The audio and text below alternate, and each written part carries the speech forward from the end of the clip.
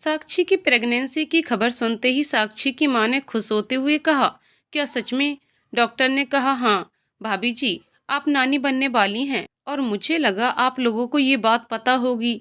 साक्षी के पापा भी बहुत खुश हो गए। उन्होंने कहा, नहीं हमें नहीं पता थी, लेकिन आपने बहुत अच्छी खबर सुनाई। साक्षी की मां ने कहा, साक्षी तुम आराम करो बेटा, कुछ चाहिए हो तो मुझे बुला लेना। सब लोग कमरे से बाहर आ जाते हैं। डॉक्टर कहता है, आप इनका ध्यान रखो, कमजोरी बहुत है अभी इन्हें। साक्षी की मां ने कहा, जरूर, अब मैं पूरा ध्यान रखूंगी। साक्षी के माँ पापा ने ये खुशखबरी उसके ससुराल वालों को सुना दी और राज को पता चला कि वो पापा बनने वाला है। साक्षी के ससुराल वाले सुनते ही उससे मिलने आ गए। सब लोग मेहमान नवाजी में लग गए। राज तो बस साक्षी से अकेले में बात करना चाहता था। उधर नीता ने भी जब ये सुना था, वो साक्षी से बात करना चाहती थी, लेकिन दोनों को ही मौका नहीं मिल रहा था। राज की माँ साक्षी के पास बैठी थी। उन्होंने कहा, बेटा अब घर कब चलना है? साक्षी ने कहा, क्या मैं कुछ दिन और रुक जाऊं? राज की माँ ने कहा, ठीक है, लेकिन अपना ध्यान रखना। तुमने बहुत बड़ी खुशखबरी सुनाई है हमें। अब हमारे घर में भी किसी बच्चे की किलकारी गूंजेगी। साक्षी की माँ ने कहा, हाँ समधन जी, दादी और नानी बनने की खुशी ही अलग है।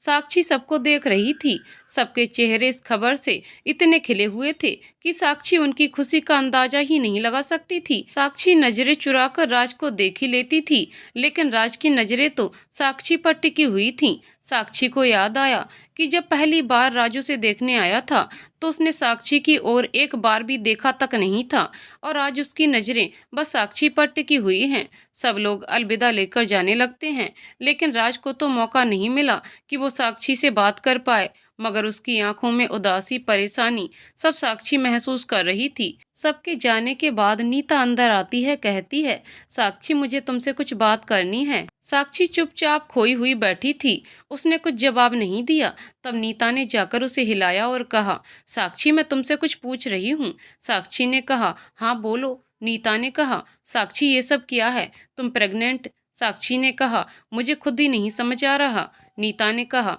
साक्षी इसमें समझने वाली बात क्या है? इस चीज का तुम्हें ध्यान रखना चाहिए था।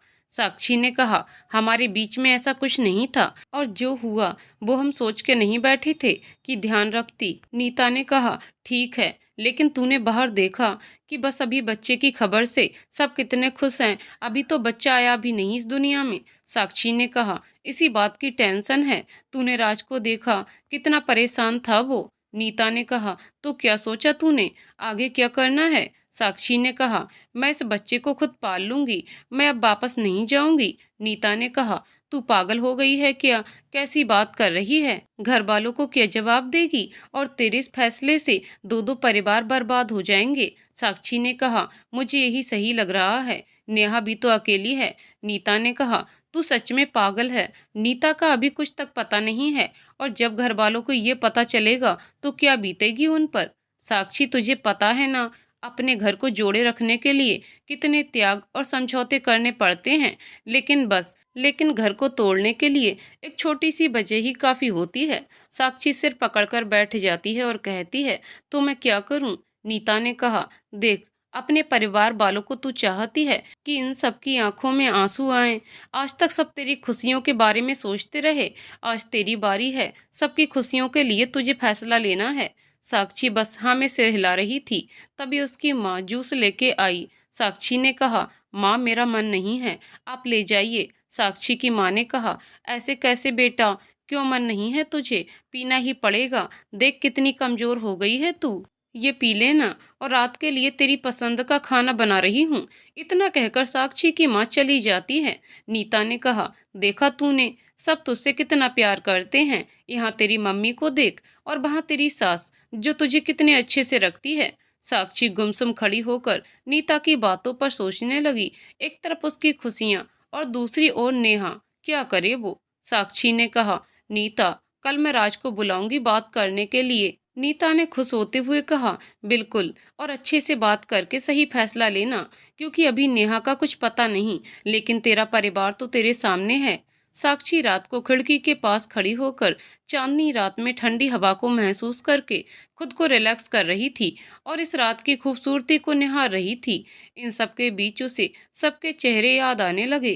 कितने खुश थे वो इस बच्चे को लेकर। वो अपने पेट पर हाथ रखती है, उसे एक सुकून मिलता है जो कि हर औरत महसूस करना चाहती है। वो राज को एक मैसेज सेंड करती है और जाकर सो जाती है। राज सुबह पहुंच जाता है। साक्षी की माँ ने राज को बिठाया और कहा, आप बैठिए, मैं साक्षी को बुला देती हूँ। राज ने कहा, कोई बात नहीं, मैं ही चला जाता हूँ रूम में। राज रूम में गया। साक्षी ने कुछ नहीं कहा। वो नीचे गई और खुद चाय नाश्ता ले आई ताकि उसकी माँ कमरे में ना आए। साक्षी ने नाश्ते की ट्रे टेबल पर रखी और रूम का गेट अंदर से बंद कर दिया। साक्षी ने कहा, राज, अगर मैं कहूँ कि अब मैं आपके साथ नहीं रहना चाहती। इतना सुनते ही राज की आंखों से आंसू निकल आए। उसने कहा, जो सजा देना है दे दो, लेकिन मुझसे मेरी जीने की वजह मत छीनो, मत छीनो। साक्षी ने कहा, राज, क्या आपको नहीं लगता कि आपने कोई गलती की है? एक बार नेहा से मिलने की कोशिश तक नहीं की? क्यों? राज ने कहा, हाँ, मैं मानता हूँ मैंने गलती की है। नेहा सही है या गलत, लेकिन फिर भी मुझे एक बार उसे अपनी बात कहने का मौका देना चाहिए था। साक्षी ने कहा, राज, अगर कल को मुझसे कोई गलती हो गई तो क्या आप मुझ पर विश्वास नहीं करोगे? मुझे एक मौका नहीं दोगे अपनी बात कहने का? राज ने कहा, साक्षी, मैं एक बार ये गलती कर चुका हूँ और मुझे समझ आ गया है, बिना विश्वास के प्यार का कोई मतलब नहीं है। साक्षी राज की आंखों में उसकी सच्चाई, पछतावा सब महसूस कर रही थी। राज घुटनों पर बैठ गया साक्षी के सामने। उसकी आंखों में आंसू थे। उसने हाथ जोड़कर कहा, साक्षी, मैंने सच में तुम्हें कभी कोई तकलीफ देने के बारे में नहीं सोचा। बहुत प्यार करता हूँ तुम्हें। मुझे एहसास हो गया है कि प्यार क्या होता है, विश्वास क्या होता है। मुझे माफ कर दो साक्षी, माफ कर दो, लेकिन प्लीज मुझे छोड़कर मत जाओ। मेरा परिवार अब तुमसे है, पूरा घर तुम्हें चाहता है। सब बिखर जाएगा साक्षी, सब बिखर जाएगा। राज ये सब कहते कहते रोने लग गया और साक्षी की आंखों से भी आंसू निकल रहे थे। आखिर प्यार करती थी वो राज से, और एक इंसान पूरी दुनिया से जीत जाए लेकिन अपने प्यार के आगे हार जाता है। साक्षी ने राज को गले लगा लिया। राज ने आंखें बंद करके साक्षी को बहुत टाइट गले लगा लिया और वो अभी भी रो रहा था। साक्षी ने कहा, बस राज, अब हमें अपने परिवार और इस बच्चे के लिए आगे बढ़ना होगा। राज ने कहा, साक्षी, तुम जैसे कहोगी मैं वैसा ही करूँगा। कभी तुम्हें कोई तकलीफ नहीं होने दूंगा। बस कभी छोड़ के जाने वाली बात मत कहना। साक्षी ने कहा, नहीं कहूँगी राज। दोनों ने एक दूसरे को अभी तक गले लगा रखा था। राज ने कहा, साक्षी, सब एक सपने की तरह लग रहा है। देखो, दो दो खुशियाँ मिल गई मुझे, एक तुम और एक ये बच्चा। साक्षी ने कहा, अच्छा चलो मुंह धो लो, तब तक मैं बैग पैक कर लेती हूँ। राज ने कहा, तुम अभी घर चलोगी? साक्षी ने कहा, क्यों, आप अभी ले जाना नहीं चाहते क्या? राज ने कहा, नहीं बाबा, मैं तो खुश हूँ। चलो, तुम्हारे बिना वो कमरा भी अच्छा नहीं लगता। साक्षी ने मुस्कुराते हुए कहा, ठीक है, मैं चलूंगी जरूर, लेकिन ये बताइए, क्या मुझे अभी भी बेड पर दोनों के बीच में तकिया रखना पड़ेगा या फिर आप सोफे पर ही सोएंगे? राज ने उसे अपने करीब खींचते हुए उसे माथे पर एक किस देते हुए कहा, अब जरूरत नहीं है, न ही सोफे की और न ही तकिए की दीवार की। साक्षी ने कहा, ठीक है, अब जाइए, मुंह धो लीजिए। राज मुंह धोने गया और साक्षी ने अपना सामान पैक किया। दोनों नीचे गए। साक्षी की माँ ने पूछा, बेटा, ये बैग, तुम ससुराल जा रही हो लेकिन मुझे बताया नहीं। साक्षी ने कहा, माँ, मैं आपको बताने वाली थी, बहुत दिन हो गए यहाँ, मुझे वहाँ की याद आ रही थी। साक्षी की माँ ने कहा, ठीक है, लेकिन खाना खाकर जाना। तैयार है? साक्षी ने कहा, माँ, आप खाना लगाइए, तब तक मैं नीता से मिलकर आती हूँ। साक्षी और राज नीता से मिलने गए। वहां नीता के पति बैठे थे। राज उनसे बातें करने लग गया। साक्षी नीता के पास अंदर चली गई और उसे सारी बात बता दी। नीता ने कहा, बहुत खुश हूं मैं, तूने एकदम सही फैसला लिया। साक्षी ने कहा, हाँ, लेना ही पड़ा, घर वालों को परेशान नहीं करना चाहती थी। नीता ने कहा, चल कोई बात नहीं, अब एक नई जिंदगी की शुरुआत कर और जल्दी से नन्ही सी जान की आने की खुशखबरी दे। साक्षी और राज सबसे मिलकर अपने घर के लिए निकल जाते हैं। वहाँ सब लोग साक्षी को देखकर खुश हो जाते हैं। राज विराट और सनाया को सब बता देता है और शाम को बाहर खाना खाने का प्लान बनाते हैं। साक्षी रेडी हो रही थी और राज वहीं खड़े होकर इंतजार कर रहा था। राज ने कहा, किसी ने सच ही कहा है कि औरतों को हमेशा 1 घंटा जल्दी बैठना चाहिए रेडी होने के लिए। इतने टाइम में 4 बार तैयार हो जाता मैं। साक्षी ने कहा, अच्छा जी, आप औरत नहीं हो ना, इसलिए आपको नहीं पता। एक तो इन आदमियों का दिमाग भी अलग ही होता है। राज ने कहा, क्या मतलब तुम्हारा? साक्षी ने कहा, एक तो हम औरतें रेडी भी अपने हस्बैंड के लिए होती हैं ताकि आप प्यार भरी नजरों से देखो हमें और थोड़ी तारीफ कर दो। राज ने कहा, इसमें रेडी होने की क्या जरूरत? तुम कहो तो पूरी जिंदगी तारीफ करता रहूंगा। साक्षी ने कहा, रहने दीजिए, औरतें अपने आप को इसलिए हमेशा सजाती हैं कि उनका पति किसी और को ना देखे। राज ने कहा, तुम और तुम्हारा श्रृंगार। चलो मैं गाड़ी निकालता हूँ, नीचे आ जाओ और सुनो, ध्यान से उतरना, भागती हुई मत आना। साक्षी ने मुस्कुराकर कहा, जी समझ गई। राज गाड़ी में बैठा ही था और विराट का फोन आ गया। राज ने कहा, हाँ भाई, निकल गया क्या तू? विराट ने कहा, नहीं यार, 5 ड्रेस के फोटो सेंड करे मुझे सनाया ने और पूछा कौन सी अच्छी लग रही है। मैंने कहा ब्लैक पहन लो, तो कहती है रेड ज्यादा अच्छी है। जब इन्हें पता है कि अच्छा है फिर भी पूछेंगी जरूर। राज हंसने लग गया और कहा, भाई सबका यही हाल है, मैं खुद गाड़ी में वेट कर रहा हूँ। विराट ने कहा, चल तो फिर रेस्टोरेंट में मिलते हैं। इतने में साक्षी आ गई। आज वो बहुत ही सुंदर लग रही थी। ब्लैक साड़ी में खुले हुए बाल, कानों में बड़े बड़े झुमके और गले में एक छोटा सा नेकलेस और गालों पर खुशी की लाली छाई हुई थी। वो जैसे ही गाड़ी में बैठी, राज उसे निहारने लग गया। साक्षी ने शरारती मुस्कान के साथ कहा, अब देर नहीं हो रही है आपको? राज ने कहा, तुम ही तो ध्यान भटका रही हो मेरा, कयामत लग रही हो। साक्षी ने शर्माते हुए कहा, अच्छा अब चलें। राज ड्राइव करते हुए बार बार साक्षी को देख रहा था। साक्षी ने कहा, राज क्या देख रहे हैं आप? ध्यान सामने रखिए। राज ने कहा, मेरा ध्यान सामने ही है। साक्षी ने कहा, हाँ अच्छे से पता चल रहा है मुझे। इसी तरह बातें करते हुए राज और साक्षी रेस्टोरेंट पहुंच जाते हैं। विराट और सनाया का वेट करते हैं। थोड़ी ही देर में वो लोग भी आ जाते हैं। सब लोग बैठते हैं और हंसी मजाक करना शुरू करते हैं।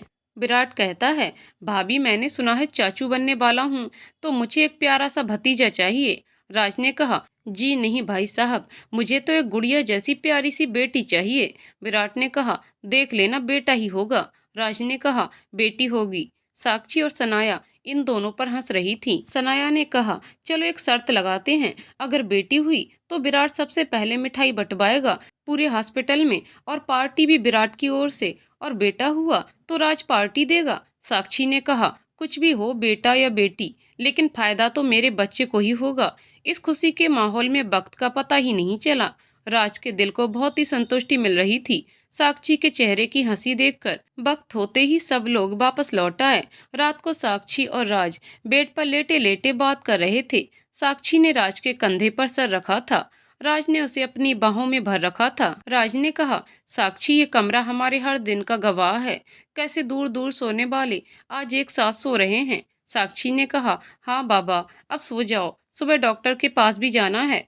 दोनों की नींद आज अलग ही सुकून देने वाली नींद थी।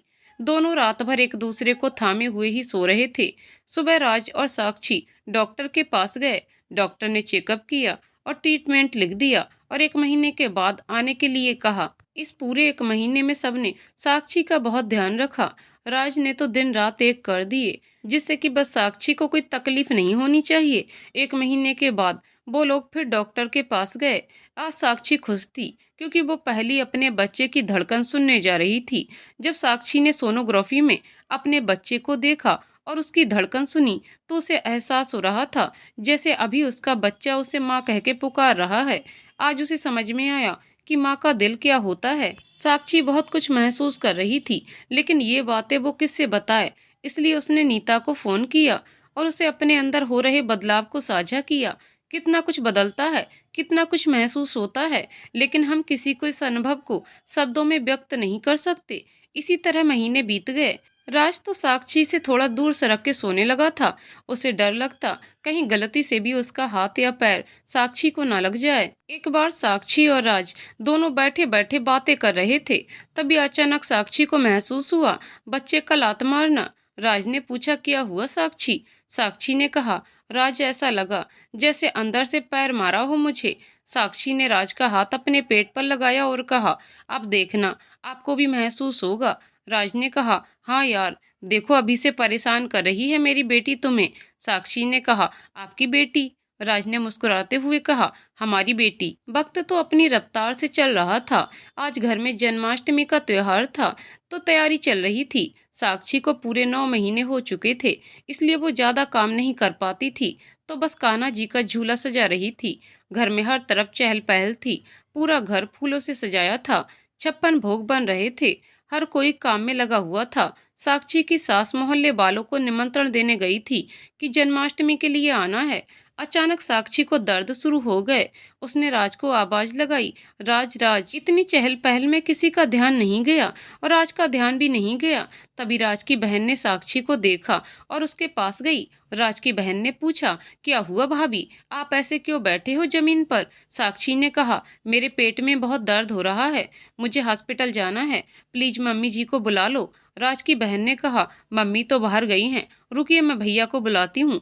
राज की बहन भागते हुए गई और राज को बुला के ले आई। राज और उसकी बहन ने साक्षी को गाड़ी में बिठाया और हॉस्पिटल ले जाने लगी। साक्षी बेहोश हो रही थी। राज ने उसकी बहन से कहा, साक्षी को जगाए रखो। राज की बहन लगातार साक्षी से कह रही थी, भाभी बस 5 मिनट, देखो हॉस्पिटल आने वाला है। साक्षी ने कहा, राज मेरे पेट में बहुत तेज दर्द हो रहा है। राज ने कहा, हिम्मत रखो साक्षी, बस हम पहुंचने वाले हैं। राज हॉस्पिटल पहुंचा और जल्दी से साक्षी को अंदर लेकर गया। डॉक्टर उसे ऑपरेशन थिएटर में ले गए। राज की बहन ने उसकी माँ को फोन करके बुला लिया। राज बस गेट के बाहर ही इधर से उधर घूम रहा था। इतने में उसकी माँ भी आ गई। उसकी माँ ने पूछा, बेटा साक्षी ठीक तो है? राज ने कहा, माँ उसे अचानक बहुत तेज दर्द होने लगा, डॉक्टर्स अंदर लेकर गए हुए हैं उसे कब से। राज की माँ ने कहा, तू चिंता मत कर बेटा, सब ठीक होगा। राज की माँ ने हाथ जोड़कर प्रार्थना की, हे कृष्ण कन्हैया, मेरी बहू और बच्चे को स्वस्थ रखना, हमारी लाज रखना ईश्वर। थोड़ी देर में सबको बच्चे की रोने की आवाज सुनाई दी, लेकिन डॉक्टर अभी बाहर नहीं आई थी। सब खुश थे, लेकिन डॉक्टर का वेट कर रहे थे। तभी नर्स बाहर आई और बताया, लड़का हुआ है। राज ने पूछा, साक्षी कैसी है और बच्चा? नर्स ने कहा, माँ और बच्चा दोनों स्वस्थ हैं, थोड़ी देर में उन्हें वार्ड में शिफ्ट कर देंगे। राज तो खुशी के मारे पागल हो गया था और अपनी माँ से कहने लगा, माँ देखो, हमारे घर आज खुद कृष्ण जी आए हैं, आप दादी बन गईं। राज की माँ ने कहा, हाँ बेटा, मैं अभी समधन जी को ये खुशखबरी सुनाती हूँ। जैसे ही साक्षी को वार्ड में शिफ्ट किया, राज उसके पास गया और कहा, कॉन्ग्रेचुलेशंस। साक्षी ने कहा, आपको भी। राज ने साक्षी के माथे पर एक किस किया और कहा, आज बहुत बड़ी खुशी दी है तुमने, थैंक यू। इतने में सब लोग कमरे में आ गए और बच्चे को बारी बारी से गोद में लेने लगे। राज की माँ ने जब बच्चा राज के हाथों में देने लगी तो उसने कहा, नहीं माँ, बहुत छोटा है ये, अभी मुझे इसे उठाना नहीं आता। राज की माँ ने कहा, तो सीख, मैं बताती हूँ तुझे। राज की माँ ने आहिस्ता से बच्चे को उसकी गोद में दिया। राज के चेहरे पर मुस्कान आ गई। उसने कहा, हे चैंप, देखो माँ कैसे देख रहा है आंखें बड़ी करके। राज ने विराट और सनाया को भी कॉल करके खबर सुना दी और वो लोग हॉस्पिटल पहुंच गए। विराट ने आते ही कहा, कहाँ है मेरा भतीजा? तो मिस्टर राज, आप शर्त हार चुके हैं, याद है या नहीं? राज ने कहा, सब याद है। सनाया ने बच्चे को उठाया और कहा, हाय कितना क्यूट है ये। राज ने कहा, हाँ वो तो है। साक्षी की माँ साक्षी के पास रुकी थी, बाकी सब लोग घर चले गए। आखिर वहाँ सब मेहमान जो थे, राज की बहन ने पूजा की और सबने गोपाल को पालना झुलाया। 1-2 दिन में साक्षी को भी घर लेके आ गए। कुछ दिनों में बच्चे का नामकरण रखा गया और बच्चे को नाम दिया सक्षम। 5 साल बाद साक्षी बहुत खुश थी। उसने कहा, साक्षी का सक्षम। साक्षी के लिए तो मानो उसकी दुनिया बस किसी महकते हुए बगीचे जैसी हो गई थी। इतनी खुशियां और वक्त भी अपने पर लगाकर जैसे उड़ रहा था। देखते ही देखते अब सक्षम 5 साल का होने जा रहा था। 2 दिन बाद उसका जन्मदिन था। साक्षी ने कहा, राज मैंने लिस्ट तैयार कर दी है, आप देख लेना, अगर किसी का नाम छूट गया हो तो। राज आराम से बैठे हुए कह रहा था, हाँ देख लूंगा। तभी प्यारा सा मासूम सक्षम दौड़ते हुए आया और राज की गोद में जाकर बैठ गया और अपनी तुतलाती हुई आवाज में बोला, पापा आप मुझे कितने साले गिफ्ट दें दे। राज ने कहा, बताओ मेरे चैंप को कितने चाहिए? सक्षम ने अपने दोनों हाथ फैलाते हुए कहा, इतने साले। तभी साक्षी ने सक्षम को गोद में उठाया और कहा, चलो सोना भी है। साक्षी सक्षम को सुला देती है और राज से कहती है, कल टाइम से मार्केट पहुंच जाना, सनाया को भी बता दिया है। राज कहता है, हाँ आ जाऊंगा। वैसे तुम्हें नहीं लगता है कि विराट शादी के बाद बदल गया है? साक्षी ने कहा, नहीं तो। राज ने कहा, मुझे तो लगता है। साक्षी ने कहा, आपको इसलिए लगता है क्योंकि अब वो ज्यादा वक्त सनाया को देते हैं, आपको नहीं। राज ने कहा, हाँ ये बात तो है। सुनो, तुम कल पहले ऑफिस आ जाना, साथ में चलेंगे। वैसे भी कल कुछ इंटरव्यू लेने हैं पर्सनल सेक्रेटरी के लिए। साक्षी ने पूछा, पहले वाली कहाँ है? राज ने कहा, अरे उसने जॉब छोड़ दी, शादी कहीं बाहर तय हुई है उसकी। साक्षी ने कहा, ठीक है। अगली सुबह साक्षी अपना काम खत्म कर राज के ऑफिस पहुंचती है और बिना दरवाजा नॉक किए केबिन में चली जाती है। वो देखती है कि एक लड़की राज की डेस्क पर लेटी है और उसने राज का हाथ पकड़ रखा है। साक्षी को आया हुए देखकर वो लड़की अपने कपड़े ठीक करते हुए बाहर निकल जाती है। राज कहता है, साक्षी, तुमने जो कुछ भी देखा वो सच नहीं है। साक्षी कुछ नहीं बोलती है और चुपचाप जाकर टेबल पर बैठ जाती है। उसकी आंखें नम थीं। राज ने कहा, प्लीज कुछ बोलो, मेरी एक बात सुन लो। साक्षी ने कहा, राज, मैंने बहुत विश्वास किया था आप पर। राज ने कहा, लेकिन मैंने तुम्हारा विश्वास नहीं तोड़ा है। साक्षी ने रोते हुए कहा, तो क्या था ये सब? राज ने कहा, रुको बताता हूँ। राज ने अपने केबिन में लगे कैमरे की रिकॉर्डिंग साक्षी को दिखाई। साक्षी ने देखा कि राज ने उस लड़की को छुआ तक नहीं, वो जबरदस्ती राज को रिझा रही थी। साक्षी ने ये सब देखने के बाद राज को गले लगा लिया और कहा, माफ कर दीजिए मुझे, माफ कर दीजिए। राज ने कहा, नहीं साक्षी, तुम गलत नहीं हो। ऐसी हालत में कोई भी देख के वही सोचता जो तुमने सोचा, लेकिन थैंक यू कि तुमने मुझे अपनी बात कहने का मौका दिया। साक्षी ने कहा, नहीं राज, जरूरत नहीं है थैंक यू की, अब मार्केट चलें। राज और साक्षी मार्केट पहुंच जाते हैं, लेकिन राज के दिमाग में अब भी वही सब घूम रहा था।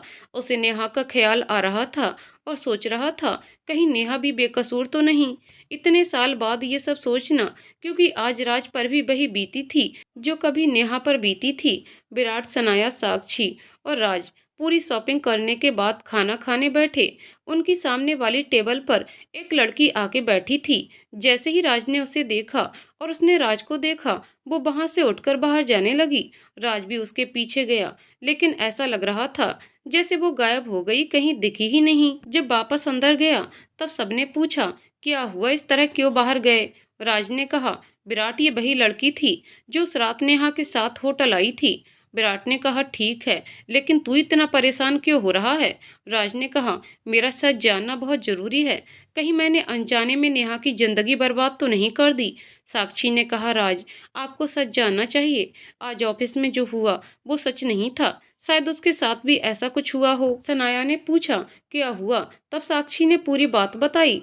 राज के जहन पर बहुत गहरा प्रभाव पड़ा उसके साथ हुई घटना का, इसलिए उसे अंदर ही अंदर एक बोझ सा महसूस हो रहा था। सनाया ने कहा, अब तो हमें इस लड़की का और नेहा का दोनों का पता लगाना चाहिए। साक्षी ने कहा, हाँ, लेकिन कहाँ ढूंढेंगे? विराट ने कहा, अरे यहाँ कैमरे लगे हैं, कुछ तो पता चलेगा कहाँ गई है वो। सनाया ने कहा, हाँ जरूर ढूंढेंगे, लेकिन कल सक्षम का बर्थडे है, हम वो खराब नहीं कर सकते। राज ने कहा, बस कल का दिन, फिर उस लड़की का पता लगा कर रहूंगा। अगले दिन सक्षम का बर्थडे था। उसकी उछल कूद तो ऐसे रुकने का नाम नहीं ले रही थी। सक्षम ने पूरा दिन बहुत एंजॉय किया। राज ने कोई कमी नहीं छोड़ी उसे हैप्पी रखने में। दिन भर की थकान के कारण सक्षम जल्दी सो गया और राज अभी भी वही सब सोच रहा था। साक्षी सब समझ गई थी, लेकिन उसने कुछ नहीं कहा, क्योंकि उसे भी उतनी ही टेंशन थी जितनी राज को। 2-3 दिन में विराट का फोन आया। राज ने कहा, हाँ बोल। विराट ने कहा, उस लड़की के घर का एड्रेस मिल गया है। राज ने पूछा, कैसे मिला? विराट ने कहा, अरे उस दिन वो अपनी कार से निकल गई थी, इसलिए तुझे दिखी नहीं। मैंने वहां के कैमरे चेक किए तो मिल गया कार का नंबर और फिर एड्रेस। राज ने कहा, वाह यार, तू तो जासूस है। ये बता कब चलें? विराट ने कहा, जब तू चले। राज ने कहा, तो आज चलते हैं। विराट ने कहा, ठीक है, मैं आ जाऊंगा तेरे घर। राज ने साक्षी को जाके बता दिया और कुछ देर बाद विराट और सनाया भी आ गए। चारों उस एड्रेस पर पहुंच जाते हैं। राज बेल बजाता है। वो लड़की गेट खोलती है, लेकिन राज को देखते ही गेट बंद करने लगती है। तभी विराट गेट को थोड़ा जोर लगाकर पूरा खोल देता है और सब लोग अंदर आ जाते हैं। इतने में उस लड़की का पति भी आ जाता है और पूछता है, रेखा, ये लोग कौन हैं?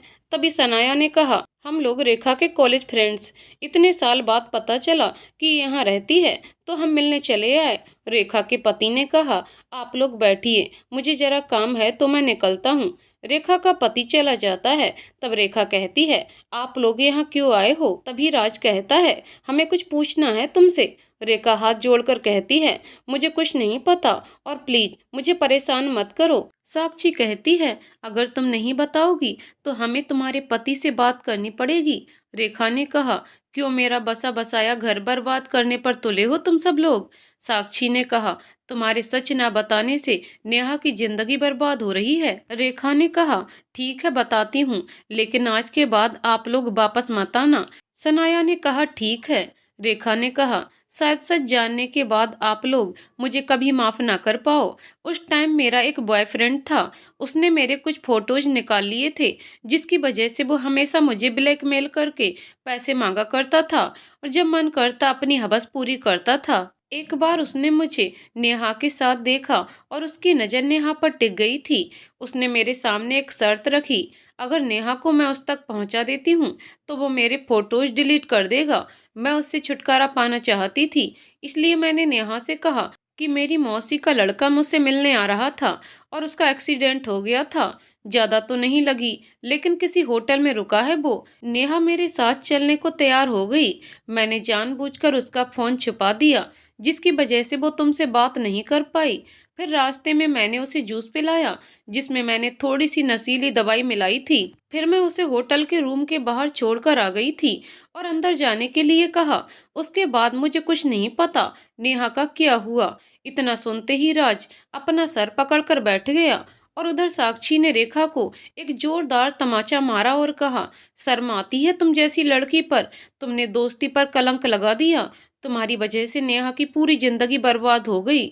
सब लोग घर पहुंचे। रास्ते भर किसी ने भी किसी से कुछ नहीं कहा। उधर सक्षम आकर पूछने लगा, मम्मा आप कहाँ चले गए थे? साक्षी ने कहा, कहीं भी नहीं बेटा, जाओ आप दादी के पास जाओ। साक्षी ऊपर कमरे में गई तो उसने देखा कि राज जमीन पर बैठा था और रो रहा था। साक्षी ने कहा, राज आप क्यों रो रहे हो? राज ने रोते हुए कहा, साक्षी मैं अब टूट गया हूँ। मैंने कितना बड़ा पाप किया, मेरी वजह से नेहा की जिंदगी बर्बाद हो गई। साक्षी ने कहा, राज आपने गलती की है, लेकिन वक्त के आगे हम कुछ नहीं कर सकते। राज ने कहा, साक्षी मैं क्या करूं कि मेरे दिल से ये बोझ हट जाए? मेरा दम घुट रहा है इस पाप के बोझ के कारण। साक्षी ने कहा, हम मिलकर नेहा को ढूंढेंगे, उससे माफी मांगेंगे। साक्षी ने राज को संभाला। साक्षी और राज दोनों ने अपनी कोशिश जारी रखी नेहा का पता लगाने की, लेकिन कोई ऐसा मिला नहीं जिसे पता हो कि नेहा गई कहाँ है। साक्षी को ये बात अंदर ही अंदर परेशान करने लगी थी कि वो एक खुशहाल जिंदगी जी रही है और उसकी बहन न जाने कितने दुख झेल रही होगी। इसके कारण उसकी तबीयत खराब रहने लगी। राज ने कई अच्छे डॉक्टर को दिखाया, लेकिन सबका यही कहना था कि साक्षी की तकलीफ वो खुद है, वो किसी बात का सदमा लेके बैठी है दिल पर। राज ने बहुत कोशिश की साक्षी का ध्यान भटकाकर खुश रखने की, लेकिन कोई फायदा नहीं हुआ। साक्षी की तबीयत धीरे धीरे इतनी खराब हो गई कि उसने बिस्तर पकड़ लिया। अब उसके शरीर में जैसे जान ही नहीं रही। मासूम सा सक्षम बस उसकी मम्मा के सामने बैठा रहता। राज आया, उसने रोते हुए पूछा, पापा मेरी मम्मा कब ठीक होगी? राज ने प्यार से उसे गले लगाते हुए कहा, जल्दी ठीक हो जाएगी बेटा। राज सक्षम को लेकर साक्षी के पास बैठा और कहा, अपने बेटे के लिए तो जल्दी ठीक हो जाओ। साक्षी ने धीमी आवाज में कहा, राज मुझे लग रहा है जैसे मेरी धड़कनें बंद हो रही हैं। राज ने कहा, कुछ नहीं होगा साक्षी, रुको मैं डॉक्टर को बुला लाता हूँ। डॉक्टर ने चेक किया और राज से कहा, अब इनके पास बहुत कम समय है। तभी राज डॉक्टर पर भड़क गया और कहने लगा, कुछ नहीं होगा मेरी साक्षी को। घर के सब लोगों की आंखें नम थीं। तब साक्षी ने राज से कहा, सुनो, मेरे सक्षम का ध्यान रखना और नेहा से कहना मुझे माफ कर दे। राज ने रोते हुए साक्षी का हाथ पकड़ा और कहा, हम मिलकर उससे माफी मांगेंगे, लेकिन तुम ऐसे हमें छोड़कर मत जाओ साक्षी। साक्षी ने कहा, राज जब नेहा मिले तो उससे कहना मेरे सक्षम को माँ का प्यार दे, उसे कभी ये ना लगे कि उसकी माँ नहीं है। राज ने कहा, बस करो साक्षी, तुम कैसे इतनी पत्थर दिल हो सकती हो? एक मासूम से उसकी माँ छीन रही हो। साक्षी ने कहा, राज मेरे बेटे का ध्यान रखना, इतना कहकर साक्षी की आंखें हमेशा के लिए बंद हो गईं। राज, उसके घर वाले, सबका रो रो कर बुरा हाल था। सक्षम डर गया था सबको रोता देखकर। वो साक्षी के पास जाकर खड़ा होकर बोला, मम्मा देखो ना, पापा रो रहे हैं, मम्मा उठो ना। सबका हाल बुरा था। वो कैसे समझाएं उस बच्चे को कि तुम्हारी माँ अब इस दुनिया में नहीं रही। माँ का ना होना तो दुनिया के हर दर्द से भी कहीं ज्यादा बढ़कर होता है। और जब एक छोटे बच्चे की माँ ना रहे तो लगता है भगवान इतना कठोर कैसे हो सकता है। इधर साक्षी का अंतिम संस्कार कर रहे थे, उधर नेहा अपनी दोस्त नीलम के साथ वापस शहर आ रही थी। नीलम की शादी हो गई थी उसके ही सहकर्मी के साथ, जिसका नाम था मीत। उसका भी कोई नहीं था, इसलिए उसने नेहा को भी अपने साथ रहने के लिए मना लिया। ट्रेन जैसे ही स्टेशन पर आकर रुकी, नेहा नीचे उतरी और उसे अतीत की यादों ने घेर लिया। उसका सर भारी हुआ और उसके कदम लड़खड़ा गए। तभी नीलम ने उसे संभाला और प्यारी सी मासूम सोना ने पूछा, क्या हुआ मम्मा? नेहा ने कहा, कुछ नहीं बेटा। उधर साक्षी की चिता को अग्नि लगी और नेहा की आंखों से आंसू निकल आए। नीलम ने पूछा, तू ठीक है ना? नेहा ने कहा, मेरा दिल बहुत घबरा रहा है। नीलम ने समझाया, शायद पुराने शहर में लौट के यहाँ बसे अतीत की वजह से हो रहा है। नेहा ने कहा, पता नहीं, चलो चलते हैं। साक्षी की मौत की वजह से राज बहुत उदास हो गया था। उसे किसी चीज का ध्यान नहीं रहता और सक्षम ने तो जैसे हंसना खेलना बंद कर दिया था।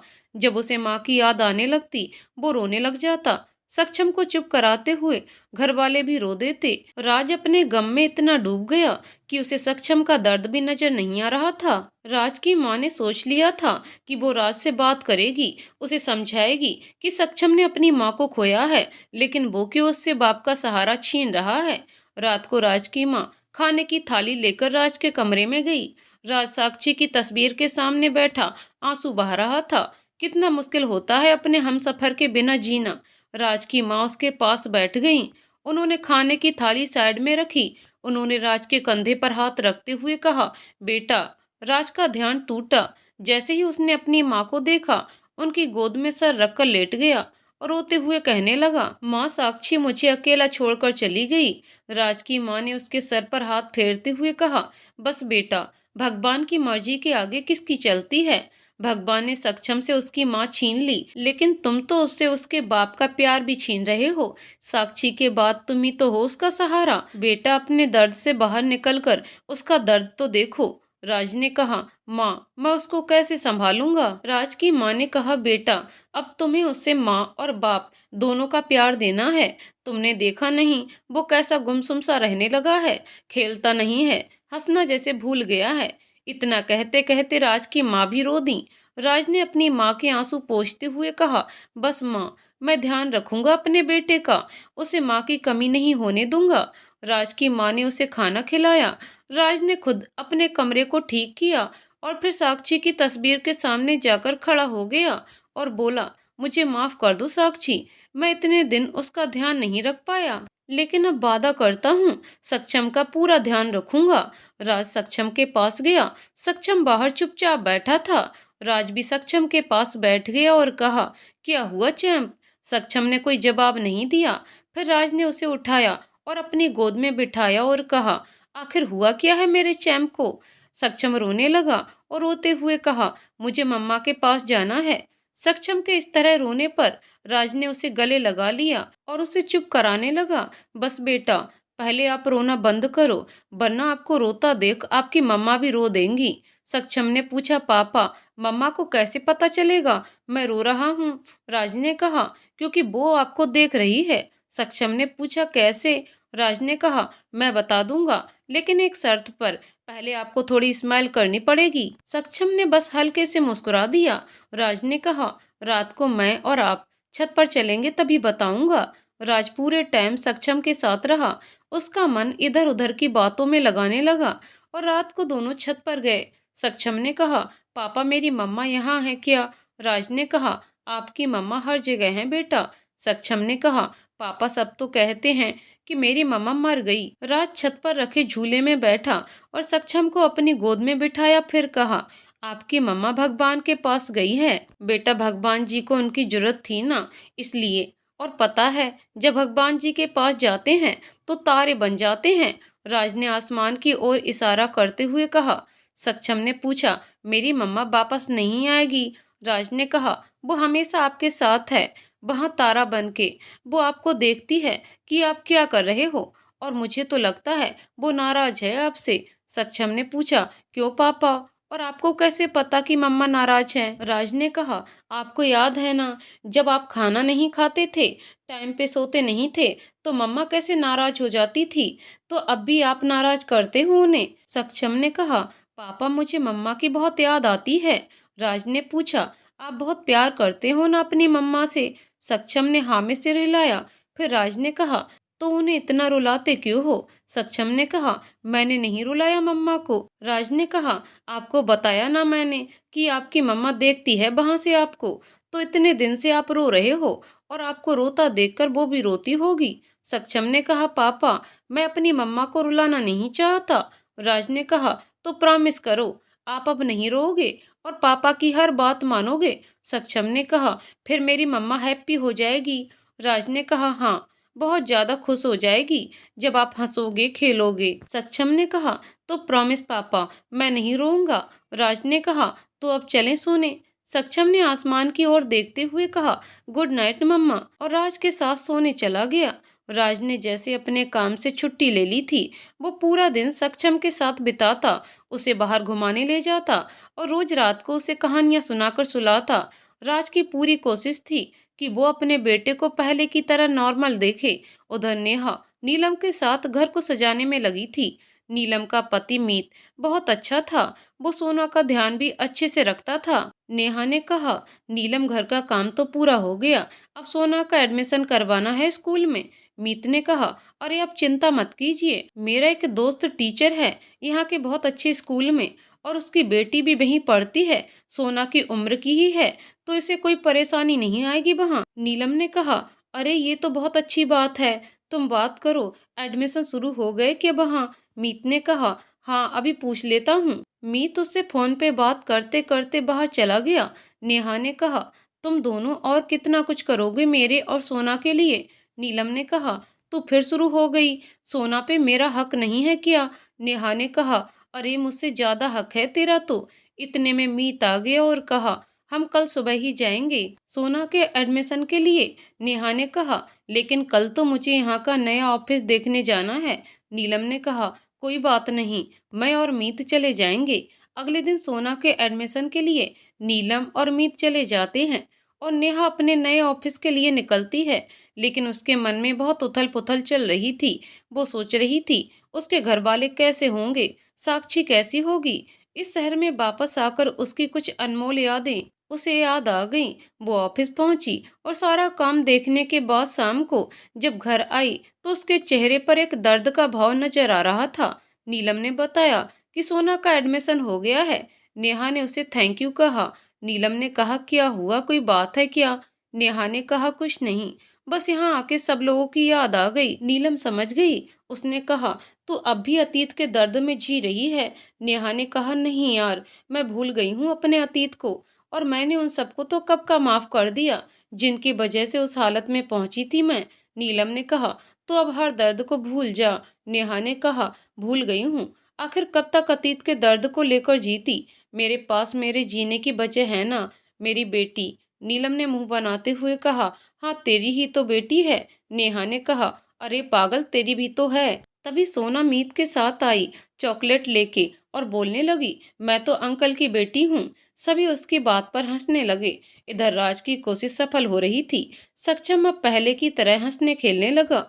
साक्षी को गए 2 महीने हुए, लेकिन राज ने सक्षम को इतना प्यार दिया और ध्यान रखा कि सक्षम को उस दर्द से बाहर लेकर आ गया। लेकिन कभी कभी सक्षम को माँ की याद आ जाती, तो वो रात को आसमान में तारे देखकर अपनी मम्मा से बात कर लेता, लेकिन पहले की तरह रोते हुए नहीं, मुस्कुराते हुए। आखिर राज का प्यार ही तो था जो सक्षम आज नॉर्मल हो गया।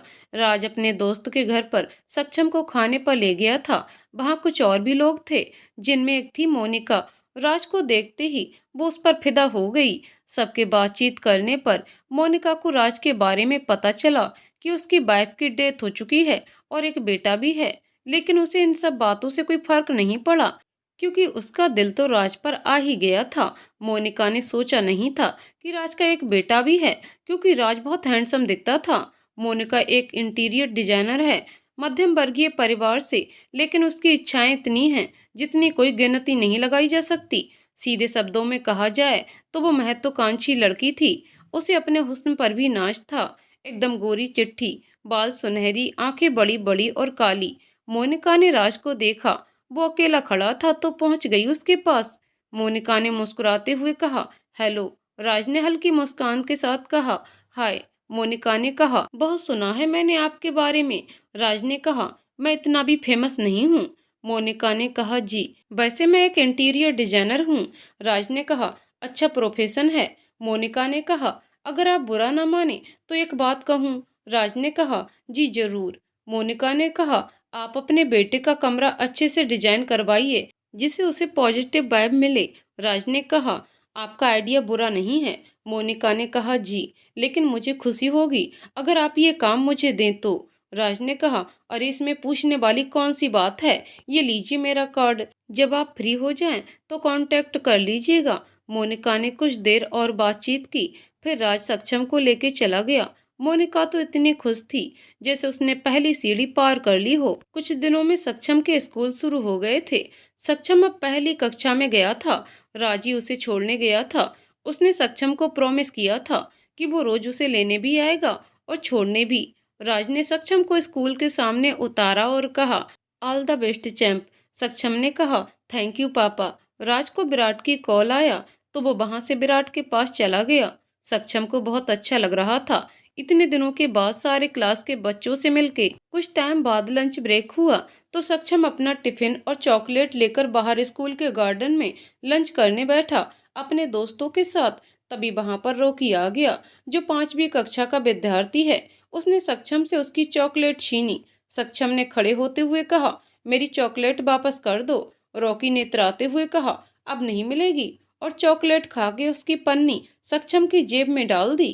कुछ दूरी पर बैठी सोना ये सब देख रही थी। रॉकी के जाने के बाद वो सक्षम के पास गई। सक्षम चुपचाप बैठा था, क्योंकि चॉकलेट तो जैसे बच्चों की जान होती है। सोना ने अपनी चॉकलेट आगे बढ़ाते हुए कहा, तुम ये खा लो। सक्षम ने कहा, नहीं। और तुम कौन हो? सोना ने कहा, मैं तो यहाँ नई आई हूँ, सेकंड क्लास में, लेकिन तुम ये चॉकलेट ले लो, मेरे पास 2 हैं। सक्षम ने कहा, तुम्हें बुरा नहीं लगेगा? तुम्हारी चॉकलेट मैं खाऊंगा। सोना ने कहा, नहीं, जो मेरा दोस्त बनेगा मैं उसको दूंगी। तुम मेरे दोस्त बनोगे? सोना ने हाथ आगे बढ़ाया। सक्षम ने कहा, फ्रेंड्स। दोनों ने साथ में लंच किया और अपनी अपनी क्लास में चले गए। उधर मोनिका ने राज को कॉल किया तो राज ने उसे कमरा दिखाने के लिए घर पर बुला लिया। मोनिका आ गई। उसने कमरा देखा, कुछ देर बातचीत की। इतने में सक्षम के स्कूल से आने का टाइम हो गया। राज ने कहा, सॉरी मोनिका, मुझे सक्षम को लेने जाना है, तुम कुछ देर इंतजार कर सकती हो? मोनिका ने कहा, श्योर। राज के जाने के बाद मोनिका घर देख रही थी। उसे ये किसी महल से कम नहीं लग रहा था। उसने तो अपने सपनों में देखा था ऐसा घर। राज बाहर वेट करने लगा। स्कूल की छुट्टी हुई। क्लास से बाहर आते ही सक्षम सोना को ढूंढने लगा। उसे सोना दिखी, वो उसके पास गया। सक्षम ने कहा, सोना, कल मैं तुम्हारे लिए चॉकलेट लाऊंगा। सोना ने कहा, पक्का? सक्षम ने कहा, बाय, मेरे पापा आ गए। सोना ने बाय कहा और अपनी बस में बैठ गई। सक्षम घर आया तो उसने देखा विराट और सनाया आए हुए हैं। वो दौड़ते हुए विराट के पास गया। विराट चाचू, ये। सनाया और विराट के आने से सक्षम बहुत खुश हो गया। विराट ने कहा, और मेरे हीरो, जाओ ड्रेस चेंज करो, फिर हम सब घूमने चलेंगे। सक्षम ने चहकते हुए कहा, कहाँ जाएंगे? विराट ने कहा, अपू घर। सक्षम खुश हो गया और दौड़ते हुए अंदर चला गया ड्रेस चेंज करने। राज ने कहा, विराट, इनसे मिलो, ये है मोनिका। सनाया ने कहा, हमारा इंट्रो हो चुका है और ये भी पता है कि ये यहाँ पर क्यों है। वैसे आइडिया अच्छा है सक्षम का रूम चेंज करने का। मोनिका तो मन में सोच रही थी कि काश ये लोग भी उसे अपने साथ चलने को कहें। मोनिका को खोया देख राज ने कहा, मोनिका, कहाँ खो गई? मोनिका ने कहा, कहीं नहीं, अब मुझे चलना चाहिए। सनाया ने कहा, अरे रुको, तुम भी हमारे साथ चलो घूमने। मोनिका ने कहा, अरे नहीं, आप लोग जाइए। राज ने कहा, चलिए ना, सबको अच्छा लगेगा। मोनिका ने कहा ठीक है। सब लोग साथ में घूमने गए, बहुत एंजॉय किया। इधर सक्षम और सोना की दोस्ती एकदम पक्की वाली हो गई और उधर घर में मोनिका अपने काम के साथ साथ घर वालों से भी अच्छे से व्यवहार बनाने में लगी थी। इतने दिन में उसने राज से भी काफी अच्छी दोस्ती कर ली थी। राजू से अपने दोस्त की तरह ही मानने लगा था। एक दिन काम करते हुए ही मोनिका ने राज के कमरे के सामने से गुजरते हुए साक्षी की तस्वीर को देखा और वहीं बाहर खड़े खड़े उस तस्वीर को देखने लगी। एक बड़ी सी तस्वीर जिसमें साक्षी मुस्कुराते हुए थी। इतने में राज वहां आ गया। मोनिका ने राज को देखा और कहा, सॉरी, वो मैं यहाँ से गुजर रही थी तो। राज ने कहा, कोई बात नहीं, सक्षम का कमरा रेडी हो गया। मोनिका ने कहा, हाँ। राज ने कहा, चलिए देख लेते हैं। मोनिका ने पूछा, सक्षम अभी से अकेला सोता है? राज ने कहा, अरे नहीं, वो मेरे साथ सोता है, ये तो बस उसके खेलने के लिए बनवाया है। मोनिका ने कहा, ओके। राज ने कहा, चलिए मैं आपको ड्रॉप कर देता हूँ। मोनिका ने कहा, जी। राज मोनिका को छोड़ने जा रहा था, तभी मोनिका ने कहा, चलिए काम पूरा होने की खुशी में एक कप कॉफी ही पी लीजिए मेरी साइड से। राज ने कहा, जी जरूर। राज ने गाड़ी एक कॉफी कैफे के सामने लगा दी और दोनों टेबल पर आमने सामने बैठ गए। मोनिका ने राज से बहुत अच्छे से दोस्ती कर ली थी, इसलिए वो कुछ भी पूछने में संकोच नहीं करती थी। मोनिका ने कहा, राज, अगर आपको बुरा ना लगे तो एक बात पूछूं? राज ने कहा, जरूर पूछिए। मोनिका ने कहा, आपने कभी किसी से सच्चा प्यार किया है? राज ने कुछ सोचा और कहा, हाँ किया है, और मैंने एक गुनाह भी किया है। मोनिका ने कहा, कैसा गुनाह? राज ने कहा, तुम कहानी जानना चाहती हो मेरी? मोनिका ने थोड़ा हिचकिचाते हुए कहा, अगर आप माइंड ना करें तो जान सकती हूँ। राज ने कहा, अरे इसमें माइंड करने वाली कौन सी बात है, सुनो। राज नेहा से लेकर साक्षी तक और नेहा का सच सब कुछ मोनिका को सुना देता है। ये सब सुनाते सुनाते राज की आंखें नम हो गईं। मोनिका ने कहा, ये सही नहीं है, केवल आपके अतीत के कारण साक्षी की जान चली गई। राज ने कहा, शायद तुम भूल गई, नेहा बस मेरा ही अतीत नहीं थी, वो साक्षी की बहन भी थी। उस दिन साक्षी को समझ आया था कि क्यों नेहा रिसेप्शन वाले दिन उससे बिना मिले ही चली गई थी। नेहा ने साक्षी का घर बसने के लिए अपने प्यार को त्याग दिया। मोनिका ने कहा, त्याग तो सच में नेहा ने बहुत बड़ा किया है, लेकिन फिर भी साक्षी। राज ने उसे बीच में ही टोकते हुए कहा, साक्षी की मौत की असली वजह कुछ और थी, जो मैंने सबसे छुपा कर रखी थी। बस विराट और सनाया जानते थे इस बारे में।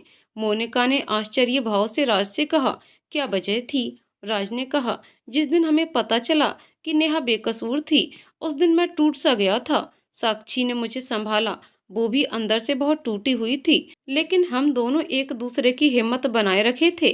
धीरे धीरे साक्षी की तबीयत खराब होने लगी। मुझे लगा शायद चिंता के कारण उसकी तबीयत खराब हो रही है। मैंने उसे कहा कि डॉक्टर को दिखा लेते हैं, लेकिन उसने कहा वो खुद चली जाएगी डॉक्टर के पास। वो डॉक्टर के पास गई थी, लेकिन उसकी तबीयत में कुछ सुधार नहीं हो रहा था। मैंने उससे जिद की, चलो मैं दिखा लाता हूँ अच्छे डॉक्टर को, लेकिन उसने मना कर दिया। मुझे समझ नहीं आ रहा था कि साक्षी इतना अजीब बर्ताव क्यों कर रही थी। मैं उसे बिना बताए उसके डॉक्टर से मिलने गया। बहुत जिद करने के बाद उन्होंने मुझे बताया कि साक्षी के पास बस कुछ ही महीने हैं, उसे कैंसर था। इतना सुनने के बाद तो मेरी दुनिया जैसे एक पल में खत्म हो गई। जब घर आया तो मैंने साक्षी से इस बारे में बात की। उसे गले लगाकर बस रो रहा था मैं। उसे अलग करने के ख्याल से भी डरने लगा था मैं। उसने मुझे कसम दी कि घर वालों को इस बात का पता नहीं चलना चाहिए। जितना वक्त उसके पास है वो उसमें दुनिया की सारी खुशियां समेट कर ले जाना चाहती थी। अगर घर वालों को पता चलता तो वो सब लोग बस उदास रहते और साक्षी सबको खुश देखना चाहती थी। मैंने हर मुमकिन कोशिश की साक्षी को बचाने की, लेकिन हर डॉक्टर ने यही कहा कि अब कुछ नहीं हो सकता, क्योंकि साक्षी का शरीर बहुत कमजोर हो चुका है। रोज तारीख देखता कि और कितने दिन बचे हैं। हर एक गुजरता दिन मेरी आंखों में आंसू ला देता। भगवान ऐसा दिन किसी को भी ना दिखाए। राज की आंखों से आंसू बह रहे थे। मोनिका ने कहा, राज आप ठीक हो? राज ने कहा, हाँ, बस ये सब बोलकर ऐसा लग रहा है जैसे मन बहुत हल्का हो गया। बहुत दर्द समेटे बैठा हूँ मैं। मोनिका ने पूछा, और नेहा का क्या हुआ? राज ने कहा, उसी का तो गुनहगार हूँ मैं। उसने कैसे सब कुछ अकेले सहा होगा। जहाँ गई होगी वहां के लोगों ने एक कुंवारी लड़की के माँ बनने पर कितने ताने दिए होंगे उसे, कितनी मुश्किलों का सामना करना पड़ा होगा उसे। एक अकेली लड़की को ये समाज वाले कहाँ चैन से जीने देते हैं। मोनिका ने राज की कहानी सुनी और उसे महसूस हुआ कि सच्ची मोहब्बत तो सबसे परे होती है। राज के आंसुओं ने उसे महसूस करवाया कि उसे तो बस कुछ पल का आकर्षण हुआ था राज के प्रति। मोनिका ने राज से कहा, जिंदगी में सुख और दुख तो आते जाते रहते हैं। राज ने कहा, हाँ, लेकिन बस अपने बेटे के लिए मुझे हर दर्द से बाहर आना पड़ा। मैं नहीं चाहता कि उसे कोई तकलीफ हो। मोनिका ने कहा, आप एक अच्छे पिता हैं। राज ने कहा, चलिए मैं आपको घर छोड़ देता हूँ। इधर सक्षम और सोना तो जैसे 7 जन्मों के दोस्त बन गए थे। आज नेहा सोना को लेने के लिए आने वाली थी। सक्षम और सोना दोनों साथ खड़े थे। नेहा उनके पास आई तो सोना ने कहा, मम्मा, और नेहा के गले लग गई। सोना ने कहा, मम्मा देखो, ये है मेरा भाई सक्षम। सक्षम ने कहा, हेलो आंटी। नेहा ने प्यार से उसके सर पर हाथ फेरते हुए कहा, हेलो बेटा, तो आप हैं हमारी सोना के भाई। सक्षम ने मुस्कुराते हुए हाँ में सिर हिला दिया। नेहा को एक अपनापन महसूस हो रहा था सक्षम में। नेहा ने पूछा, बेटा आपकी मम्मा नहीं आई आपको लेने? सक्षम ने अपना सिर नीचे कर लिया और कुछ नहीं कहा। नेहा उसके पास घुटनों पर बैठ गई और उसके सर पर हाथ फेरते हुए कहा, क्या हुआ बेटा? सक्षम ने जब अपना सिर ऊपर उठाया तो उसकी आंखें हल्की सी गीली थीं। नेहा को समझ नहीं आया। उसने प्यार से पूछा, क्या हुआ बेटा, बोलो। सक्षम ने रुआंसी आवाज में कहा, मेरी मम्मा भगवान जी के पास गई हैं। इतना सुनते ही नेहा की ममता सक्षम पर उमड़ आई। उसने उसे गले से लगा लिया और कहा, बेटा उदास नहीं होते, वरना आपकी मम्मा भी उदास हो जाएंगी। और अब आंटी है ना आपके पास। सक्षम को आज बहुत सुकून मिल रहा था, जैसे उसे फिर से माँ की गोद मिल गई हो। आखिर नेहा उसकी मासी थी और मासी का तो अर्थ होता है माँ जैसी। नेहा ने कहा, अच्छा आप हमारे घर आओगे सोना के साथ खेलने? मैं आपको बढ़िया खाना भी खिलाऊंगी। सक्षम ने मुस्कुराते हुए कहा, हाँ मैं आऊंगा। नेहा ने एक पेपर पर उसे अपने घर का एड्रेस लिखकर दे दिया। तभी राज की कार को आता देख सक्षम बोला, मेरे पापा आ गए, बाय आंटी। सक्षम दौड़ता हुआ चला गया। सोना ने अपनी मासूम सी आवाज में कहा, आपको मेरा भाई कैसा लगा मम्मा? नेहा ने हंसते हुए कहा, बहुत प्यारा, बिल्कुल आपकी तरह। उधर सक्षम ने राज से कहा, पापा आप मेरी बहन से कब मिलोगे? राज ने कहा, जल्दी मिलेंगे, आखिर हमारे चैंप की बहन है। सक्षम ने कागज आगे बढ़ाते हुए कहा, पापा मुझे सोना के घर छोड़ देना यहाँ पर। राज ने पूछा, आपको ये एड्रेस किसने दिया? सक्षम ने खुश होते हुए कहा, सोना की मम्मा ने, और आंटी ने मुझे बहुत प्यार भी किया। राज ने कहा, चलो अच्छी बात है, हमारा चैंप खुश है ना, मैं आपको फ्री होकर छोड़ दूंगा वहाँ। सक्षम ने कहा, ओके पापा। आज संडे था। राज अपने काम से फ्री होकर सक्षम को उस एड्रेस पर छोड़ने गया। वहां बाहर नीलम सोना के साथ घूम रही थी। राज ने अपनी गाड़ी ले जाकर उनके घर के सामने रोक दी। नीलम ने देखा तो खुद से कहा, कौन आया होगा? सक्षम गाड़ी से उतरा। सोना ने उसे देखा तो सक्षम सक्षम चिल्लाते हुए उसके पास गई। नीलम ने कहा, कौन है ये सोना? सोना ने मुस्कुराते हुए कहा, ये मेरा दोस्त है। राज ने कहा, आप हैं सोना की माँ? नीलम ने कहा, अरे नहीं, मैं तो सोना की आंटी हूँ। आइए अंदर चलिए। राज ने कहा, शुक्रिया, लेकिन अभी मुझे जाना होगा। शाम को सक्षम को लेने आऊंगा, तब बैठेंगे आराम से। नीलम सोना और सक्षम को लेकर अंदर चली गई। उधर सक्षम को घर में आता देख नेहा ने मुस्कुराते हुए कहा, आ गए लिटिल चैंप। सक्षम नेहा के पास गया और कहा, आंटी आपको कैसे पता है कि मैं चैंप हूँ? मेरे पापा भी मुझे चैंप बुलाते हैं। नेहा ने उसे चॉकलेट देते हुए कहा, हाँ आप क्यूट चैंप हो। सक्षम ने नेहा को गले लगा लिया और कहा, थैंक यू आंटी। सक्षम के गले लगाने पर नेहा ने भी उसे प्यार से गले लगा लिया। सक्षम ने पूरा दिन सोना के साथ खेलकर बिताया। नीलम और नेहा बैठे बैठे दोनों को देख रही थी। नेहा ने नीलम से कहा, कुछ अलग ही बात है इस बच्चे में, ऐसा लगता है जैसे कोई रिश्ता हो इससे। नीलम ने कहा, हाँ बहुत प्यारा है। नेहा ने कहा, मैं इनके खाने के लिए कुछ बना देती हूँ। नीलम ने कहा, चलो मैं भी आती हूँ। नेहा ने उसे कहा, तुम बैठो मैं बनाकर लाती हूँ। कुछ देर में नेहा नूडल्स बनाकर ले आई और कहा, आओ बच्चों टेस्टी नूडल्स खा लो। दोनों बच्चे दौड़कर नेहा के पास गए। नेहा ने कहा, संभल कर, गर्म है। नेहा ने खुद अपने हाथों से पहले सक्षम को खिलाया, फिर सोना को। सक्षम ने कहा, आंटी मेरी मम्मा भी मुझे ऐसे ही खिलाती थीं। सोना ने कहा, माँ भी आपको प्यार से ही खिलाएगी। सक्षम के चेहरे पर मुस्कुराहट आ गई। सक्षम ने नेहा के साथ एक दिन ही बिताया था, लेकिन नेहा ने सक्षम के दिल में अपनी जगह बना ली थी। आखिर बच्चे प्यार के ही तो भूखे होते हैं। शाम हो गई थी। राज सक्षम को लेने के लिए आ गया। राज ने डोरबेल बजाई। नीलम ने दरवाजा खोला। अरे आप आइए अंदर, नीलम ने कहा। राज अंदर आया और सोफे पर बैठा। नीलम ने आवाज लगाई, सक्षम देखो तुम्हारे पापा आए हैं। सक्षम के साथ सोना भी दौड़ते हुए आई। दोनों राज के पास बैठ गए। राज ने सोना के सर पर हाथ फेरते हुए कहा, बहुत प्यारी बच्ची है। इतने में नेहा अपने कमरे से बाहर आई। उसने राज को देखा तो उसके कदम वहीं रुक गए और राज ने नेहा को देखा था। वो खड़ा हो गया। उसने कहा, नेहा। नेहा ने अपने आप को संभाला और सोना के पास गई। उसने कहा, सोना जाओ, आप सक्षम के साथ खेलो। सक्षम और सोना वहां से चले गए। नेहा ने कहा, बैठिए राज। नीलम ने कहा, तुम जानती हो इन्हें? नेहा ने कहा, ये राज हैं, बताया था ना मैंने तुम्हें। नीलम ने कहा, तो क्या ये वही राज हैं? नेहा ने हाँ में सिर हिला दिया। राज नेहा के सामने घुटनों पर बैठ गया और कहने लगा, मुझे माफ कर दो नेहा, मुझे माफ कर दो। मैं तुम्हारा गुनहगार हूँ। जो सजा देनी है मुझे दो मुझे। सच क्या था, कभी सुना नहीं तुमसे और तुम्हें गलत मान बैठा। राज की आंखों से आंसू बह रहे थे। नेहा की आंखें भी नम थीं। उसने कहा, उठो राज उठो। राज नहीं उठा, बस यही कह रहा था, मुझे माफ कर दो। बहुत बड़ा बोझ लेकर जी रहा था मैं। बस तुमसे माफी मांगना चाहता था। बहुत ढूंढा तुम्हें। मुझे सजा दो कोई भी। नेहा ने कहा, बस राज, पहले आप उठिए। नेहा ने राज को उठाया और उसे पानी का गिलास देते हुए कहा, पानी। नेहा ने राज से कहा, राज आप माफी क्यों मांग रहे हैं? मैंने तो आपको कब का माफ कर दिया। मुझे आपसे या किसी से भी कोई शिकायत नहीं है। राज ने कहा, मैं जानता हूँ मैंने तुम्हें बहुत तकलीफ दी है। नेहा ने कहा, नहीं, मेरी किस्मत में दुख था, इसलिए मुझे उससे गुजरना पड़ा। बहुत कुछ सहा मैंने। हर दिन लोगों के ताने सुनने पड़ते, लेकिन जब सोना मेरी जिंदगी में आई तो मुझे हर दर्द से ऊपर उठना पड़ा। राज ने कहा, सोना, सोना मेरी बेटी है। नेहा ने बीच में टोकते हुए कहा। नेहा ने पूछा, साक्षी कैसी है राज? इतने में सक्षम राज के पास आया और कहा, पापा प्लीज आपका फोन दीजिए ना। राज ने उसे फोन दिया और सक्षम वापस चला गया। नेहा ने कहा, सक्षम आपका बेटा है मतलब साक्षी? इतना बोलने के बाद ही नेहा खुद को रोक नहीं पाई और रोने लगी। नीलम ने उसे संभाला। नेहा ने कहा, कह दो राज, ऐसा कुछ नहीं है। साक्षी आएगी ना मुझसे मिलने। मुझे माफ कर दो नेहा, साक्षी अब कभी वापस नहीं आएगी।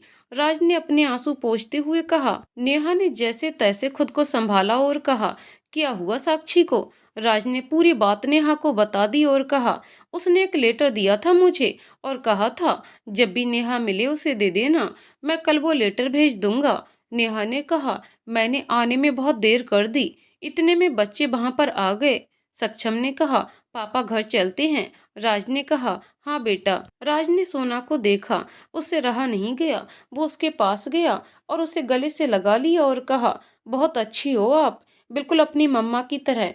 सक्षम ने नेहा से कहा, थैंक यू आंटी, आपने नूडल्स बहुत अच्छे बनाए थे। नेहा सक्षम के सामने घुटनों पर बैठ गई और उसके चेहरे पर प्यार से हाथ फेरने लगी। उसे सक्षम के चेहरे में साक्षी का अक्स नजर आ रहा था और उसके आंसू भी बह रहे थे। सक्षम ने उसके आंसू पोंछते हुए कहा, आंटी आप रो क्यों रही हैं? मैं जा रहा हूँ इसलिए, कल मैं वापस आ जाऊंगा, आप रोइए मत। नेहा ने उसे कस के गले लगा लिया और वो रोती रही। सोना ने रुआंसी आवाज में पूछा, मम्मा आप रो क्यों रही हैं? नीलम ने कहा, कुछ नहीं बेटा, सक्षम जा रहा है ना तो आपकी मम्मा को बुरा लग रहा है। नीलम ने नेहा को समझाया। राज सक्षम को लेकर वहां से चला गया। राज घर आकर बस सोच में डूबा हुआ था और उधर नेहा बस साक्षी के लिए रो रही थी। राज ने विराट और सनाया को फोन करके सारी बात बता दी। विराट ने कहा, कल हम घर आते हैं। अगले दिन सक्षम ने फिर जिद की सोना के पास जाने की, तो राज ने ड्राइवर को कह दिया उसे छोड़ने के लिए और खुद विराट का इंतजार करने लगा। विराट और सनाया के आते ही राज ने कहा, कितनी देर कर दी आने में? विराट ने कहा, आ गए हैं। अब ये बता नेहा कैसी है? राज ने कहा, ठीक है। पता है, सोना मेरी बेटी है, बहुत प्यारी है, बिल्कुल नेहा पर गई है, लेकिन उसकी आंखें मेरे जैसी हैं। विराट ने राज के कंधे पर हाथ रखा और कहा, राज तू ज्यादा भावनाओं में मत बह, सोना पर नेहा का हक है। राज ने कहा, जानता हूँ, पता है, मैंने उससे माफी भी मांगी। उसने कहा कि बहुत पहले ही माफ कर चुकी है वो। ऐसे कितने दुख उसने सहे होंगे जो इतनी मजबूत बन गई है वो। सनाया ने कहा, हम सब उसके गुनहगार हैं। विराट, हमें भी उसके पास जाना चाहिए, उससे माफी मांगनी चाहिए। विराट ने कहा, हाँ हम जरूर जाएंगे। राज ने कहा, शाम को जाना और उधर से सक्षम को भी ले आना। और हाँ, एक लेटर है जो साक्षी ने लिखा था नेहा के लिए, वो उसे दे देना। उधर नेहा सक्षम पर ऐसे प्यार लुटा रही थी जैसे साक्षी ही उसके सामने हो। शाम को विराट और सनाया नेहा के घर पहुंच गए। जैसे ही नेहा आई, उन दोनों ने नेहा से माफी मांगी। नेहा ने कहा, तुम सब लोग माफी मांगकर मुझे शर्मिंदा मत करो। सनाया ने कहा, अपनी गलती के लिए तो माफी मांगनी पड़ेगी। नेहा ने कहा, कर दिया माफ मैंने, बस लेकिन तुम ऐसा मत सोचो कि तुम्हारी कोई गलती है। विराट ने कहा, ये लेटर राज ने दिया था। नेहा ने लेटर लिया। इतने में सक्षम आया और विराट की गोद में जाके बैठ गया। सक्षम ने कहा, सोना, ये मेरे विराट चाचू हैं। विराट और सनाया ने गौर से सोना को देखा और कहा, तो आप हैं सोना? सोना ने मुस्कुराहट के साथ हाँ कहा। थोड़ी देर बाद विराट और सनाया चले गए। नेहा रूम में गई और लेटर खोलकर पढ़ने लगी। उसकी आंखों में आंसू थे। नेहा मेरी बहन, ये लेटर तुम्हें शायद मेरे जाने के बाद ही मिलेगा, क्योंकि कुछ ही दिन रह गए हैं मेरे पास। तुम बेकसूर होते हुए भी सब कुछ अकेली सह रही थी। तुम्हारे सच के बाद मुझे एक सच पता चला कि मुझे कैंसर है, और वक्त ऐसा था कि मेरे पास वक्त नहीं था। राज की ओर से मैं तुमसे माफी मांगती हूँ। हो सके तो मुझे माफ कर देना। मेरा बेटा है सक्षम, पता नहीं मेरे जाने के बाद वो कैसे रहेगा, लेकिन जब वो तुमसे मिले तो उसे एक माँ की तरह प्यार देना। वैसे तुम्हें ये कहने की जरूरत ही नहीं है, क्योंकि तुम उसे मुझसे ज्यादा प्यार दोगी, ये बात मैं जानती हूँ। तुमने मेरे लिए जो त्याग किया है, उसका मोल मैं कभी नहीं चुका पाऊंगी। हर जन्म में मैं तुम्हारे जैसी बहन मिले, बस यही प्रार्थना है भगवान से। राज और सक्षम का ध्यान रखना, तुम्हारी साक्षी। नेहा के आंसू उस लेटर पर गिर रहे थे। वो खुद से कह रही थी, साक्षी, काश मैं तुमसे मिल पाती, और वादा है मेरा, सक्षम को कभी माँ की कमी महसूस नहीं होगी। इसी के साथ दिन बीतते गए। सक्षम और सोना की वजह से राज और नेहा अक्सर मिल लेते थे, लेकिन दोनों ज्यादा कुछ बात नहीं करते थे। नेहा राज को परेशान नहीं देख पाती थी, इसलिए अक्सर जब वो टेंशन में दिखता उससे बात कर लेती थी। वक्त बीतने के साथ साथ नेहा का प्यार राज के लिए फिर से उसके दिल में हलचल करने लगा। आखिर राज उसका प्यार था। उधर राज को भी नेहा की फिक्र थी। गम के बादल छटी जाते हैं। दोनों का प्यार फिर जागने लगा था, लेकिन दोनों में से किसी में हिम्मत नहीं थी इस बारे में बात करने की। विराट, सनाया और नीलम ये सब नोटिस कर रहे थे। एक दिन नीलम विराट और सनाया से मिलने गई। नीलम ने कहा, वो मुझे तुम दोनों से कुछ बात करनी थी। सनाया ने कहा, हाँ बोलो। नीलम ने कहा, बात यह है कि मैं चाहती हूँ कि राज और नेहा फिर से एक हो जाएं। विराट ने कहा, तुमने मेरे मन की बात कह दी। सनाया ने कहा, लेकिन वो दोनों इतनी आसानी से नहीं मानेंगे। नीलम ने कहा, इसकी चिंता मत करो, मेरे पास एक आइडिया है। नीलम ने उन्हें सारा प्लान सुना दिया। विराट ने कहा, मस्त आइडिया, काम जरूर करेगा। अगले दिन विराट, सनाया और नीलम स्कूल के बाहर सक्षम और सोना का वेट कर रहे थे। विराट ने राज से कह दिया था कि आज सक्षम को वो ले आएगा। विराट ने सक्षम और सोना से कहा, अच्छा ये बताओ बेटा, अगर आप दोनों हमेशा साथ रहो एक ही घर में तो कैसा रहेगा? सक्षम ने कहा, ऐसा हो सकता है क्या चाचू? विराट ने कहा, हाँ हो सकता है। पहले बताओ, आपको नेहा आंटी कैसी लगती हैं? सक्षम ने कहा, बहुत अच्छी। विराट ने कहा, अगर वो तुम्हारी मम्मा बने तो कैसा रहेगा? सक्षम ने कहा, क्या सच में मैं उन्हें मम्मा बुला सकता हूँ? विराट ने कहा, हाँ। और सोना, अगर राज अंकल आपके पापा बन जाएं तो? सोना ने कहा, क्या वो मेरे पापा बनेंगे? विराट ने कहा, हाँ, तुम दोनों के मम्मा पापा मिल जाएंगे, बस एक काम करना होगा। सक्षम और सोना ने एक साथ कहा, क्या? विराट, सनाया और नीलम ने उन्हें सब समझा दिया और कहा, तो अब शाम को मिलते हैं। शाम को नेहा को सनाया का मैसेज आया। कि जल्दी से मिलन रेस्तरां में पहुंचे, अर्जेंट। उधर राज को भी यही मैसेज मिला। दोनों बताए टाइम पर वहां पहुंच गए। पूरा रेस्तरां फूलों और गुब्बारों से सजा हुआ था। नेहा ने राज को देखा और पूछा, आप यहाँ? राज ने कहा, यही तो मैं तुमसे पूछने वाला था। इतने में सारी लाइट्स बंद हो गईं और जब लाइट वापस आई तो दोनों ने देखा कि सोना और सक्षम हाथ में गुलाब का फूल लिए सामने खड़े हैं। सक्षम नेहा के सामने जाकर खड़ा हो गया और सोना राज के सामने जाकर खड़ी हो गई। फिर दोनों अपने घुटनों पर बैठ गए और फूल आगे बढ़ा दिया। सक्षम ने कहा कि आप मेरी मम्मा बनेंगी। सोना ने राज से कहा कि आप मेरे पापा बनेंगे। राज और नेहा दोनों हैरान खड़े थे। सक्षम ने रुआंसी आवाज में कहा, आंटी आप मुझे बहुत अच्छी लगती हो, बिल्कुल मम्मा की तरह प्यार करती हो। मुझे आपकी गोद में सोना अच्छा लगता है, आपके हाथ से खाना अच्छा लगता है। प्लीज मेरी मम्मा बन जाओ ना, मुझे माँ चाहिए। सक्षम की इस मासूमियत पर सबकी आंखों में आंसू आ गए। सोना ने राज से कहा, अंकल मैंने कभी पापा का प्यार नहीं देखा। सब बच्चों के पापा हैं, मेरे नहीं हैं। मेरा भी मन करता है कि मेरे पापा हों जो मुझे अपनी प्रिंसेस कहें। सक्षम मेरा भाई है, आप सक्षम के पापा हो तो प्लीज मेरे भी पापा बन जाइए ना। राज और नेहा की आंखों में आंसू थे। आज उनके बच्चे उनसे बहुत बड़ी बात कह रहे थे। सक्षम और सोना अब रोते रोते कह रहे थे, प्लीज हमारे मम्मी पापा बन जाइए ना प्लीज। बच्चों की इस मासूमियत पर तो कोई भी दिल हार जाए। नेहा ने सक्षम को गले से लगा लिया और राज ने सोना को। राज और नेहा दोनों ने एक दूसरे को देखा और हाँ में गर्दन हिला दी। सक्षम ने राज को एक गुलाब का फूल दिया और नेहा की तरफ इशारा किया देने को। राज ने घुटनों पर बैठकर नेहा को फूल देते हुए कहा, क्या मेरे बच्चों की मम्मी बनोगी? नेहा की आंख में खुशी के आंसू थे और चेहरे पर मुस्कुराहट भी। उसने हाँ में सिर हिलाया। राज ने कहा, क्या मेरी हमसफर बनोगी? मुझे अपना प्यार दोगी? नेहा ने आंसू पूछे और हाँ में सिर हिलाया और राज को गले से लगा लिया। दोनों एक दूसरे को गले लगे हुए आंसू बहा रहे थे, जैसे आज वो इन आंसुओं में हर दर्द को बहा देना चाहते थे। बहुत अनोखा मिलन था इनका। कहते हैं किस्मत से ज्यादा किसी को कुछ नहीं मिलता, लेकिन आज नेहा को उसके हर गुजरे हुए दर्द और तकलीफ के बाद उसे अपना प्यार मिल गया। विराट, सनाया और नीलम भी वहीं थे।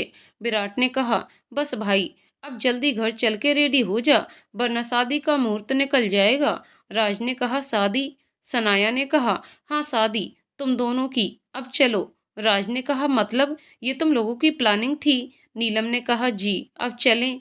सब लोग राज और नेहा के साथ रेडी होकर मंदिर पहुंच गए। वहां उनकी शादी हो रही थी। सक्षम और सोना उछल उछल कर फूल फेंक रहे थे। शादी होने के बाद राज नेहा को अपने घर ले आया। विराट ने पहले ही घर वालों को शादी के बारे में बता दिया था, इसलिए राज की माँ स्वागत करने के लिए इंतजार कर रही थी। नेहा के आते ही उन्होंने उसका स्वागत किया और आशीर्वाद दिया। सब लोग खुश थे। रात को सक्षम अपने माँ की गोद में सो रहा था और सोना अपने पापा के कंधे पर। खुशी है कि ये परिवार पूरा हो गया। दामन थामा था मेरा, तूने मुझसे दिल लगाया था। एहसास तेरे इश्क का जन्मों से मुझ में समाया था। अपने प्यार पर विश्वास रखिए। अगर कोई गलतफहमी हो तो उसे सुलझाइए, लेकिन गुस्से में ऐसा कोई कदम मत उठाइए जिससे आपका प्यार आपसे बिछड़ जाए या फिर आपके रिश्ते में कोई दरार आ जाए। बहुत नाजुक होते हैं प्यार के रिश्ते, इन्हें संभालिए प्यार और विश्वास के साथ। तो दोस्तों कहानी यहीं पर समाप्त होती है। दोस्तों आपको कहानी कैसी लगी कमेंट करके जरूर बताइएगा। कहानी पसंद आई हो तो वीडियो को लाइक शेयर करें और चैनल को सब्सक्राइब करें। कहानी को पूरा सुनने के लिए बहुत बहुत धन्यवाद दोस्तों।